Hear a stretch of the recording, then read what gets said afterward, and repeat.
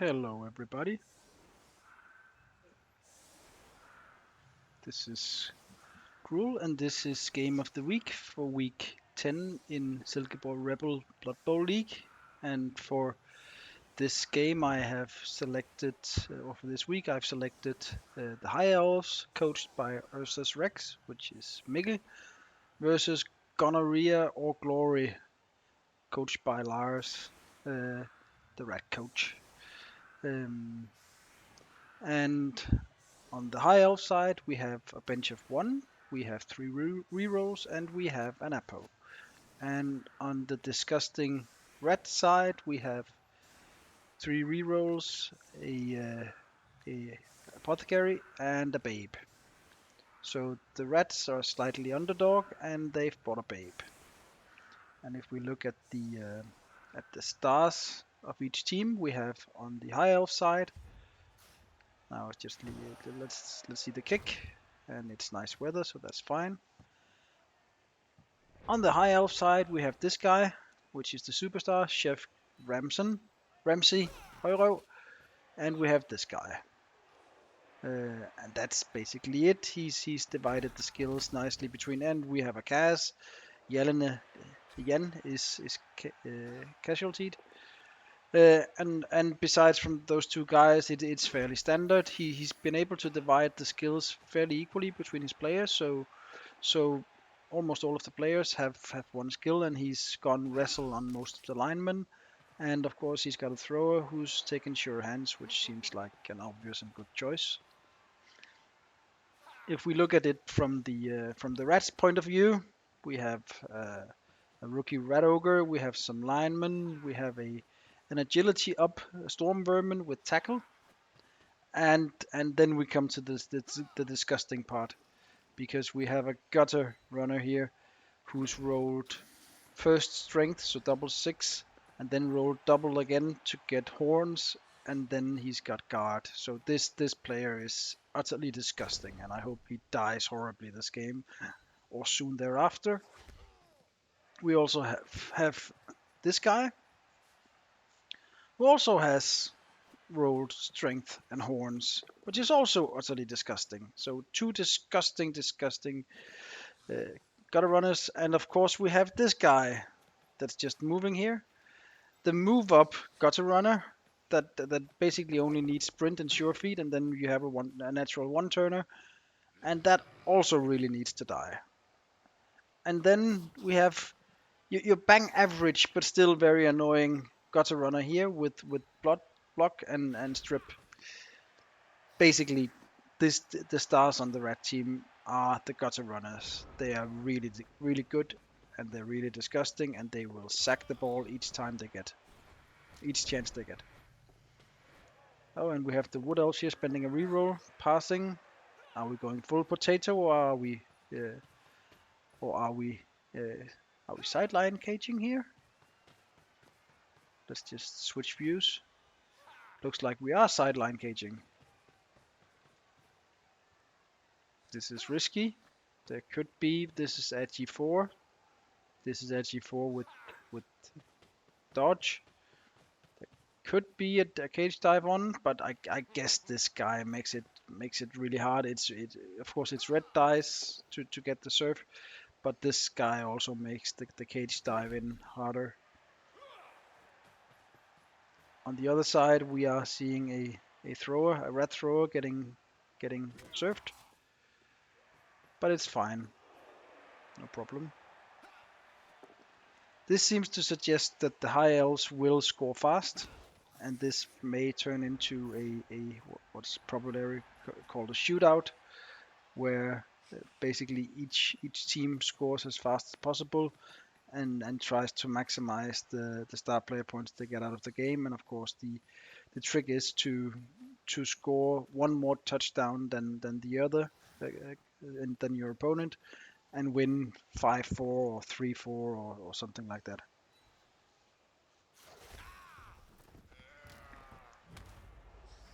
So we have the Reds. They don't go for the cage dive. Instead, they're trying to base up and force the early score. And I think the High Elves are happy with that, because that's probably precisely what they intended to do anyway. So he'll move players back.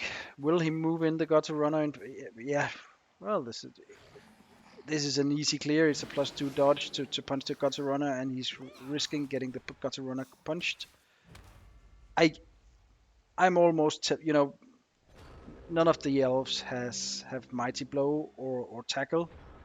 But if there was a mighty blow tackle elf here somewhere, I don't think you put the gutter runner here. I think you just place him over here and just say to the elves, do your thing, score the touchdown, give me the ball, and I can score my touchdown.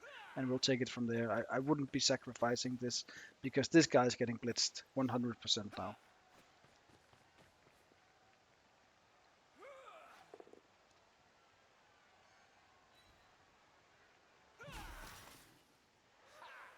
And we do the blitz without block, risky. And we get the POW. Can we kill it? Please? Sure. Robbed. Damn it. But well done, High Elves. You scored a 2-turn. The Rats didn't put up much of a defense, but then again, I don't think they really mind the High Elf scoring here. I think basically both teams here would be really happy if this turned out to be a shootout, because from a team development standpoint, even you could argue that even losing 5-4 is better than winning 2-1 because you're getting more touchdown and more team development. And in this league, you only need to secure 8th place in the tables to secure a place in the playoffs. So this league is built really much on developing the team to its fullest potential before playoff and basically just making it into playoffs. Of course, the how you end up decides who you will play in the first game of playoffs. So it does matter if you're first or if you're eighth, but but team development is more important. So I think both teams will probably be happy here with a shootout. So let's see what the Rats do. The Elves have a kicker. Do they kick deep? And it's a high kick, so it doesn't really matter. It goes on the rookie Mr. Throw Rat here, who can't catch it. Both these coaches are known to be fairly aggressive, fairly, don't mind taking risks. The Rat coach, even to an extent where I sometimes tease him about his risk appetite, but uh, let's see how this plays out. Gets the POW. But what I'm saying is that I wouldn't be surprised if we are going to see some fairly rowdy plays here. And yeah, but speaking of rowdy, we're doing GFIs with a really good piece here. So the reroll is spent. We're still dodging. And also one thing you learn when you've played a couple of games against the Rat coach here is that he's not overly protective of his good pieces. His mentality is more, if you get a good piece, then you use it and you have fun with it, and then at some point it dies, and then that's it. So he doesn't really hold back. You can see here, he's not really doing much to protect his prize pieces, his gutter runners. They can basically become blitzed by anyone, and against this team, it doesn't really matter that much because there's no mighty blow, there's no tackle. But I think he would basically do the same if this were, for instance, an orc team or a dwarf team or a dwarf team. There wouldn't be that much of a difference. At least if he's trying to win, of course. And another line rat eats the dust, and it's a star player point on the superstar. So what does he do here? He's blitzing this guy. He's probably trying to clear this guy so he can run up, make a pass to this guy, and this guy can just score because he's movement 10. Disgusting movement 10. He could try to stall it, but you know that involves making 3+ dodges, and he probably won't do that. I think he'll just score, and he will. So we have a shootout. Ladies and gentlemen, we have a shootout.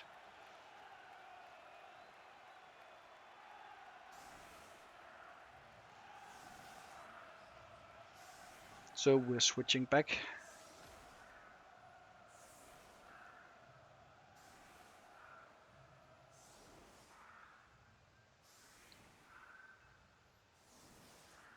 So now the interesting point here is, what will the High Elves try? Yeah, they're breaking through here.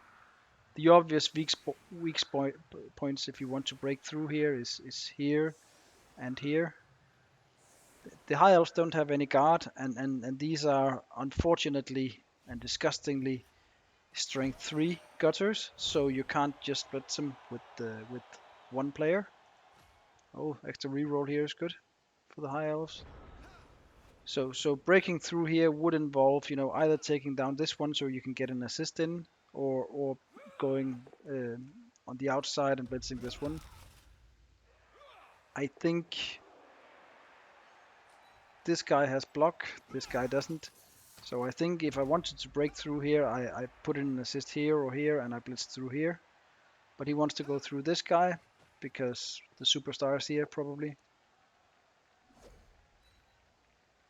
Dodges through, and we have the hole. Ladies and gentlemen, we have the hole. The hole in the defense.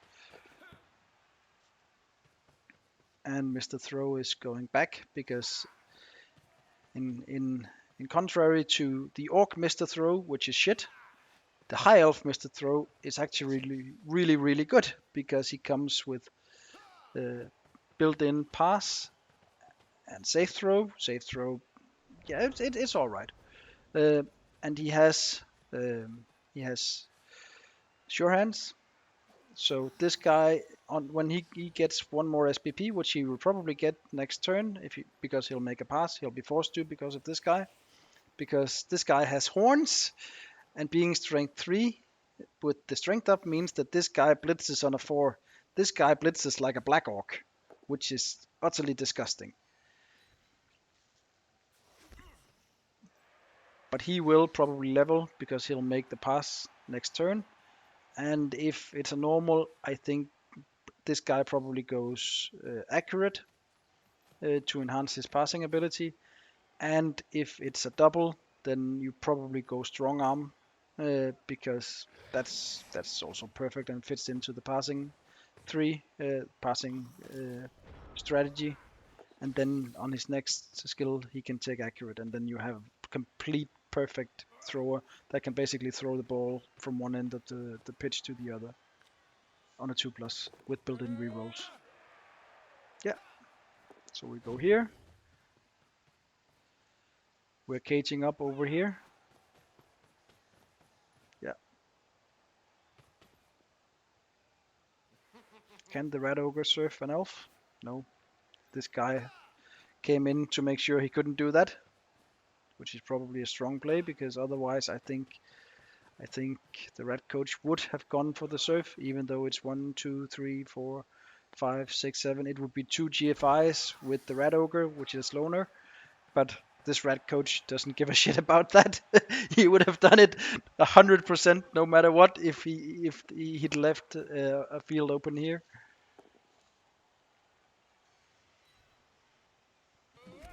And we're beating up on the Agi 4. So I think this goes as a safe gauge. This is fairly compact.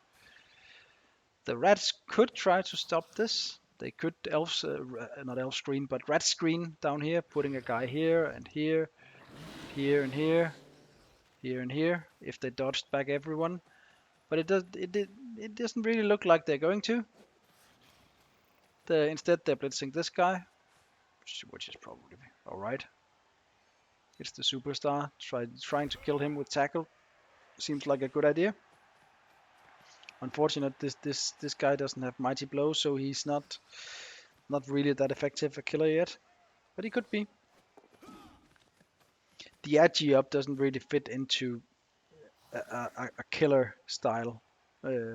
storm vermin, but it is nice and it does make him dodge out of uncomfortable situations. So I think I still go Mighty Blow here on this guy next turn, unless of course he rolls a double or something else interesting. If you're the High Elves, what do you do here? You put in the assist, you blitz this guy and dodge off? Yeah, probably. And you get the power, so everything's fine. Now it's just a 2+ dodge. You stand there, there's no need to dodge. Handing off to the superstar. 2+ dodge with a built-in reroll and you score. Perfect. This guy could have done it as well, but he doesn't have a built-in reroll, and it would have been either 1 or 2 GFIs to do it. So it's probably the right play.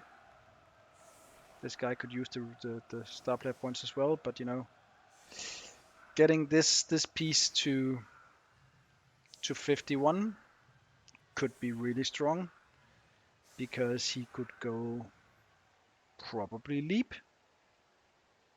Could also go strip ball. I probably take leap here as the first choice, and then at 76 I go strip.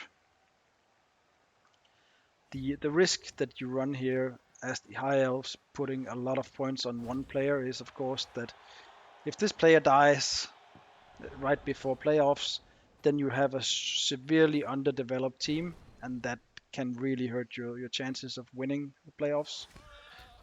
So that's of course the risk. But I think if you have this kind of a star, then you put points on it. Then you develop, then you build a team around this guy. So what you could do is, because this guy also has Agi5 and Wrestle, you could, when this guy hits 31, you could give him Strip Ball or you could give him Tackle, and you could use this as your sack piece, and this is your recovery, and those two in combination could be really annoying to anyone. Let's just, while I was talking about skill ups on the High Elves, I think the rats fucked this up, so let's just see what happens. We have a, okay. So we have a kick that's here. What happened before? Let's just go back. Just go back. Okay. And there we go. So let's see this from the rats' point of view. The rats are 2 players down, so they're playing 9 versus 11. And your objective here, if you're the rats, is to score in 2 turns. The elves, no matter how fast they are, can't score on 1 turn from where they're standing. So basically, you don't have to worry about the elves counter scoring here. You just have to worry about scoring in 2 turns, and your rats. So this should be doable. This kick, normally you put some line rat here to make this even just marginally safe before you do blitzes and blocks.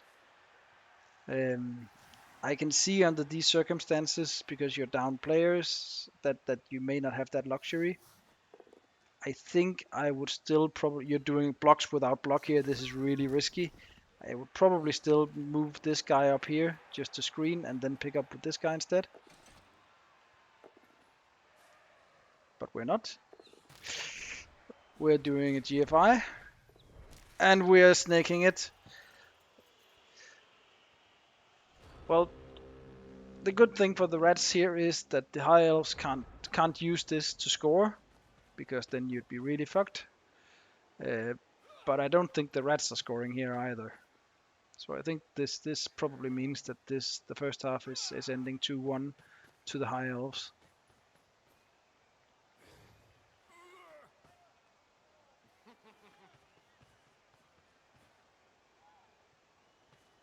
Who do you use to pick up the ball here? This guy? Yeah, probably. Yeah, this guy picks up the ball.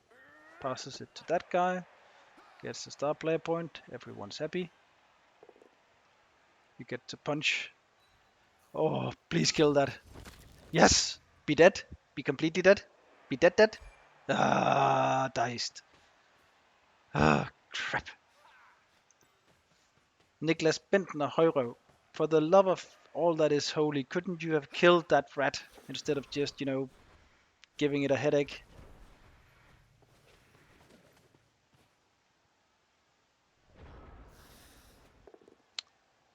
Fucking rats. You think that everything is looking really good and we have a dead super rat on our hands and we don't have to worry about a natural one-turner in this league anymore. But no, it's just badly hurt. So we're doing the cage dive with the stripper. And we're rolling a skull into a push, which is enough because that will strip the ball. But that means that we're not passing to anyone because the stripper also caught the ball. And once you've blitzed, you can't pass. So this is it for the rats for this half. They're not scoring. They are doing one dice against Mr. Throw, which is probably because this guy has block. And if they can take out the high elf Mr. Throw, then they really, really have that's a key player for the high elves. Seen from the high elves point of view, their whole strategy is based on the catchers and the one Mr. Throw. So if I'm playing against this high elf team, there are 4 players I absolutely have to kill, and the first hit, and we get a blitz. The rats get blitzed on by high elves. This is rough for the rats. Not that I'm sympathetic because it's rats, but still rough. What I was saying is that if you want to, in prioritized order, what you kill on this high elf team is this guy, and then it's this guy, and then it's this guy, and then it's this guy. Everyone else on this high elf team is just meh. Yeah, doesn't really matter if they live or die. But these 4 players, they make this team. The same as the gutter runners make the rat team. This guy could become good, but right now he's just bloaty because he doesn't have dodge, so he's not a good agi player, and he doesn't have mighty blow, so he's not a good killer. He's just meh. But the gutter runners are really good. And the blitz works. Can the gutter runner take this dude out? He can. And he's also KO'd. Sadly not dead. But can't have everything in this life. Carsten Hynge Højrøv is casualtied, but he's also fine. This game in terms of blood and permanent injuries and deaths is really disappointing. For everyone else in the league, oh, we have a 1. Does he snake it? He snakes it. That's 2 times in the past 3 turns that the rats have snaked. So, as I said, it's not like I have much sympathy for rats, but this is dice-wise a little rough for them.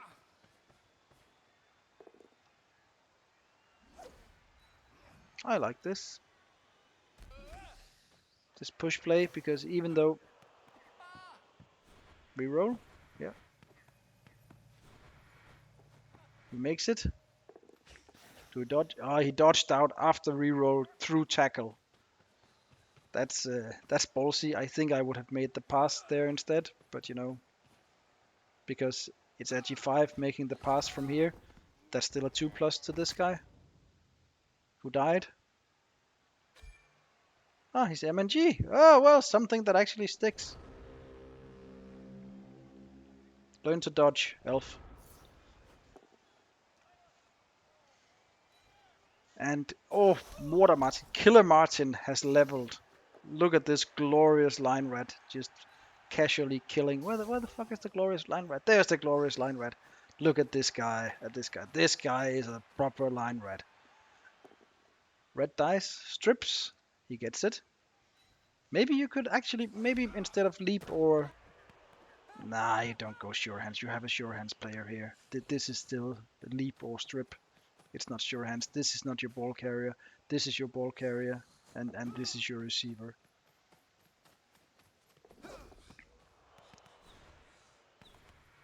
These coaches are burning through their rerolls like my kids through Friday night candy. It's They both started with 3 rerolls, and it's turn 10 now, and they've burned through 4 of collectively 6 rerolls. So they've spent 2/3 of all the rerolls on both teams in the first 2 turns of the half. So, oh yes, damn it, why it lives? Why do these fucking little critters keep living? Just die. You too, Bonner Benjamin. Don't punch that guy. That's me. Are you alright? Yeah, he's fine. Look at that championship rat. Glorious line rat. I wonder what he's giving the glorious line rat. We can check after the game. This dude, deserved the strength up instead of these disgusting little things. Okay, back to the game. So the high elves have taken hold of the ball. The rats are a little bit fucked here, because this means that unless the high elves really screw this up, they're going 3-1 up, and we're failing at GFI, and we're not getting it. Nah.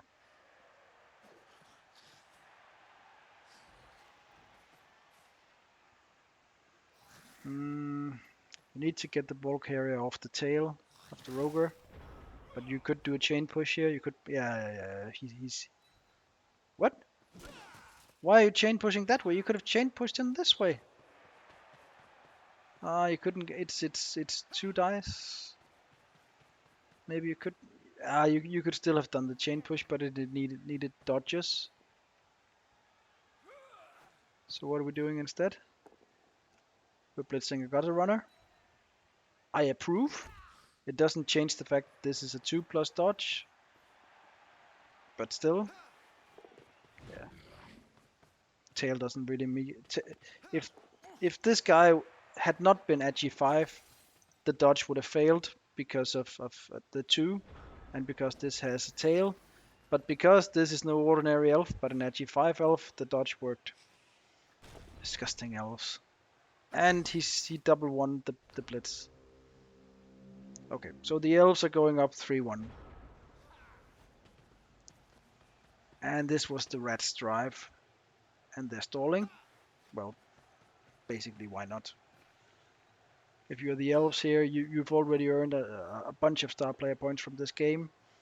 Probably you're just thinking, let's take the victory home. Let's just drive this home safely. And the best way to do that is to stall at least one more turn, because, well, basically all of the good rats are lying on the floor.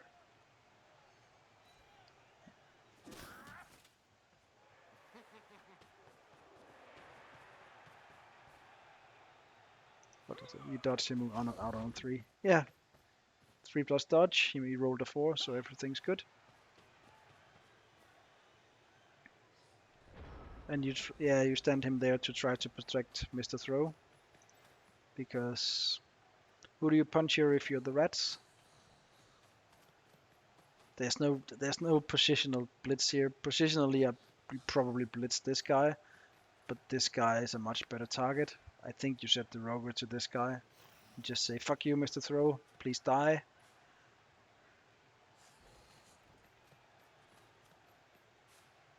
Or you could go for this guy, but that could turn into GFIs, but the rat coach doesn't really give a shit, because he gets him on the first. But nothing.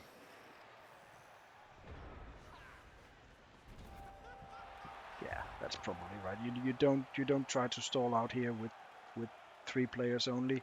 You could probably have made a cage in the corner here, but against these guys, and you're getting one of the corner dudes blitzed and probably surfed by the rogue, it's not worth it. Just score to 3-1.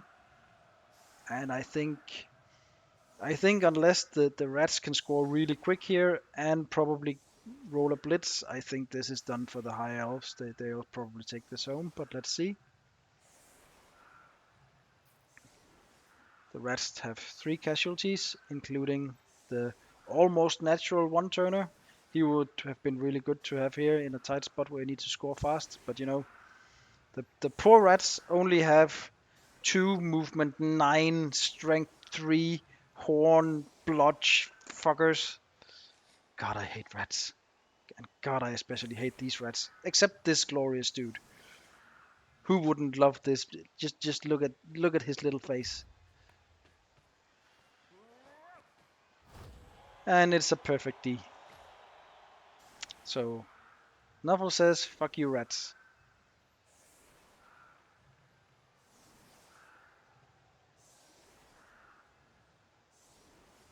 Yeah, put someone there. And why is the thrower here? Who was? I'm not sure what the rats were thinking in terms of who actually gets to pick up the ball, because this can pick up the ball with GFIs if the ball, for instance, lands here, but then he's fairly isolated. The ball's not going anywhere, and he needs to do GFIs to get here. Why wasn't this guy here? If you're worried about the blitz, then standing a guy here instead of just leaving this open doesn't really change much, because in case of a blitz, this guy just gets blitzed, and you're the same. Well, okay. It wasn't a blitz, and the ball is somewhere that you can actually defend it. So the rat missed a throw has seen what the elf missed a throw was doing, and thought, I can do that as well. The problem with this rat missed a throw is that this rat missed a throw is basically shit compared to this glorious dude. So good shit. This can work with this guy. With this guy, this is risky as fuck. Because this, at best, if he runs up here, is a 1 in 9 to fail, even with the built-in reroll. Whereas if this guy does it, he can very soon probably pass for longer distances, and he can do it on a 1 in 36 fail. And for those of you that aren't probability and statistics maniacs, there is a pretty big difference between having odds that are 1 in 9 to fail and having odds that are 1 in 36 to fail. And that's the difference between having at G4 and at G3.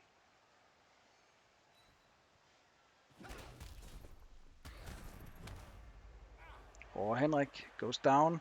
The Rat Ogre has had a really shit day today. It hasn't really done any damage whatsoever. Morten Messerhøjrøv is KO'd.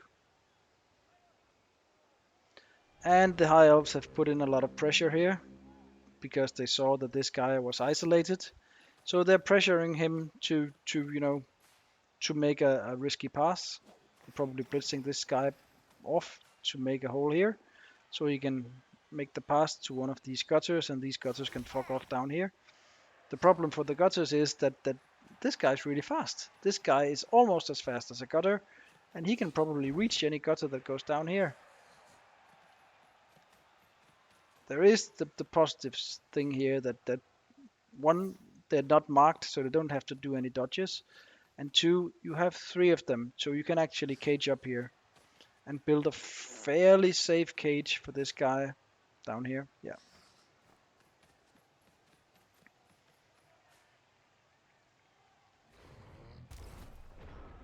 It's still, if this guy wasn't strength 3, it would still just be a 2 plus 2 plus 2 plus 3 plus 1 die on the ball.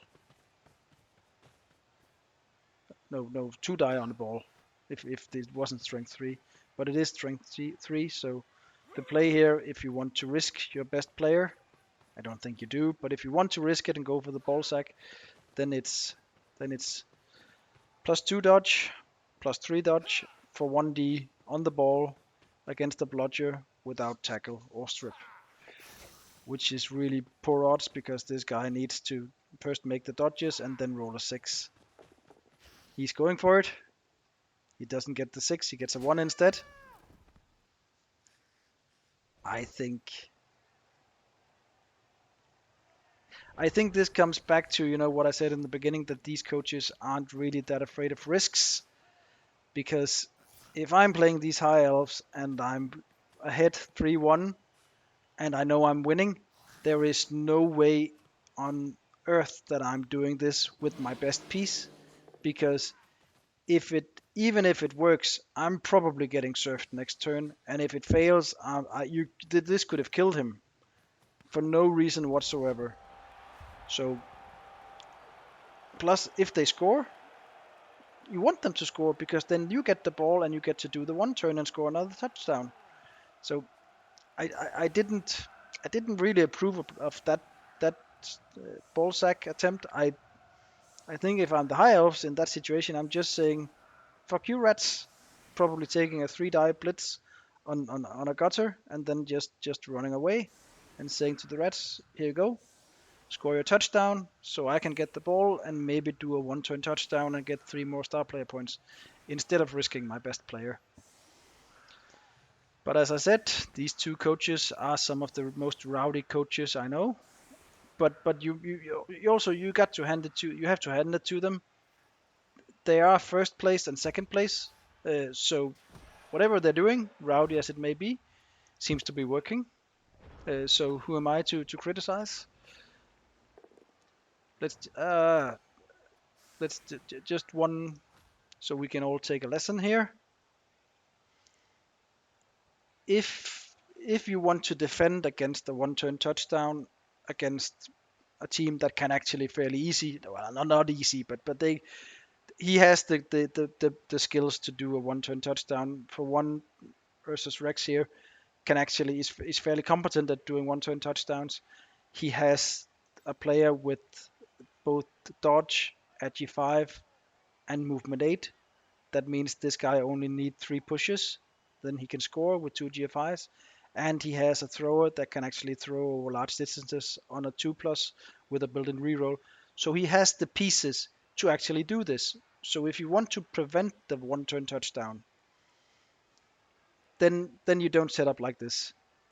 If you're in a mental state of mind where you say, if I'm losing 3-2 or if I'm losing 4-2, who gives a shit?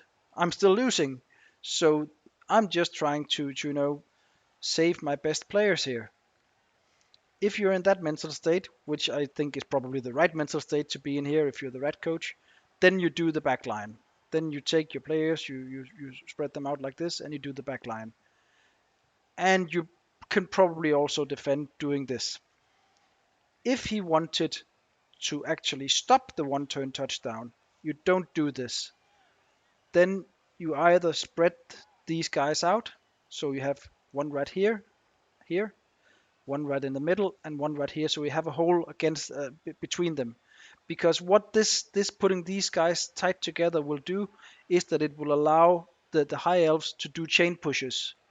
He will blitz here, push this guy into here, push this guy into here, which pushes this guy into here. So by putting these 3 together, you're making the one-turn touchdown a lot easier. It's a lot harder if you spread them out.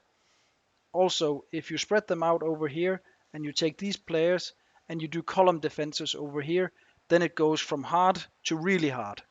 So this isn't an optimal defense against a one-turn touchdown. This is an optimal defense if you don't give a shit about whether or not he scores, because you're just trying to spare your players from getting killed.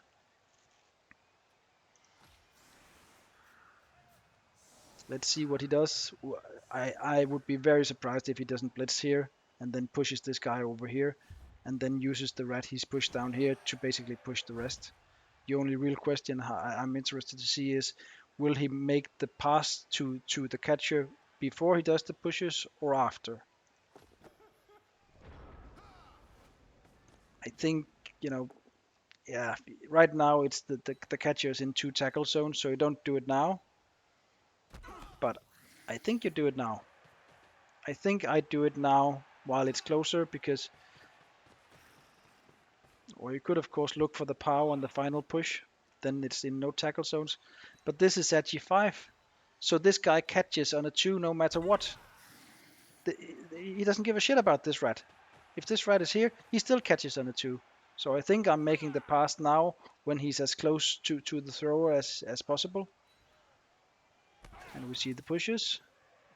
And we get the final push. 1, 2, 3 pushes. And he's in range. 2 GFIs. The pass is good. The catch is good. Now it's just a matter of making +2 dodges. And there's a 1. And there's another 1. And is he dead? He's not dead. Sad times. Okay. So this was the game against between the Reds and the High Elves, and on the High Elf team, most valuable player went to Lars, which is also the coach of the Reds. So this is very ironic. This is very fun. I like this. Um, and this, oh god, this disgusting creature. It's on 25 points now. 2 touchdowns more, and he gets sprint, and then. We really, really, when I say we, I mean every other team in the league really needs to kill this guy and the other two as well. From a star player points perspective, this was a gold game for both of them. The Rats got 15 points and the High Elves got 6, 9, 11, 19, 23, 25 points. 25 points for the High Elves, good God. This was a really good game for both of them, even though the Rats lost. From the High Elf standpoint of view, this was just, cake with cake on top of it. Okay, let's see what the glorious rat, Martin the Killer, Mortar Martin, got. Why am I called Mortar Martin? I don't build bash teams, do I? Maybe a little. And what I got tackle, a normal. So I'm block tackle. I'm useful, but I'm not a superstar. Sad times. Sad times. Yeah, just look at this red team. This entire team. It's these 4 players. Take away these 4 players, maybe to some extent this guy, then this team is toast. But with these 4 players alive, this team is scary to anyone. No one's safe against this. And the High Elves also had some really good development. He needs to take a level on this guy. If it's a normal, it's probably just block. This guy is out. The kicker is out for the next game. But other than that, this is also very fine. He needs to spend some money as well. And let's look at the leaderboard. I think we have one game. Yeah, Jumpy Men's and the Spanish Exposition. These are Kislev versus Bretonians. They need to play their game. But other than that, this round is done. Sad times. I lost dwarves in this game. A dwarf died. Sad. But it was a good MVP here. So my dwarf team is coming along, but I still lost the runner. But shit, runners die. That's the way of life. Next round, which is the last round of the first part of the season, then we reset and everyone plays everyone again. We don't reset the teams, but we just start all over and everyone plays everyone again. Probably put in a new AI because this AI is probably beaten to shit by now. And we have the Kislev will face the AI and give that one last beating. The humans will face the dwarfs. The Bretonians will face dwarves. Oh, glorious Bretonians versus glorious dwarves. The Amazons will face the High Elves. The Necro will face the Orcs, and the Rats will face the Wood Elves. Oh, this game could actually be good because the Wood Elves have killing potential. So maybe one of these banging war dancers can actually kill one of these annoying rats. That would be really nice. Or on the opposite, maybe Mortar Martin could kill one of the annoying war dancers. That would also be really nice. Everybody wins except these 2 teams. Good. This was Cruel signing off for this week. I will see you next week for a new game of the week. Bye now.